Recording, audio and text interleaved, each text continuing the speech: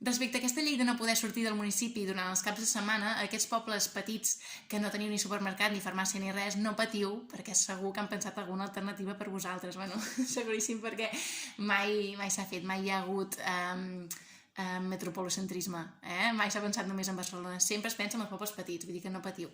Mentrestant, us recomanaria que no mengéssiu durant aquests 3 dies al cap de setmana, perquè no hi ha supermercat.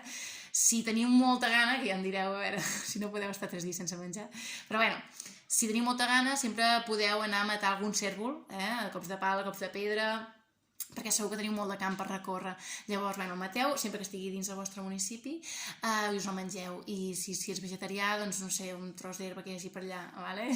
Amb el tema de la farmàcia, si teniu mal de panxa o així, no sé, a veure, hi ha uns bolets que no treuen el mal de panxa però et fan veure elefants volant, coloraines, arcs de Sant Martí, tot anirà bé i aquestes coses que faran doncs, que no penseu en el mal de panxa. Llavors, quan us passi l'efecte, no sé què passarà, però bueno, esperem que sigui dilluns i ja pugueu anar a comprar alguna cosa.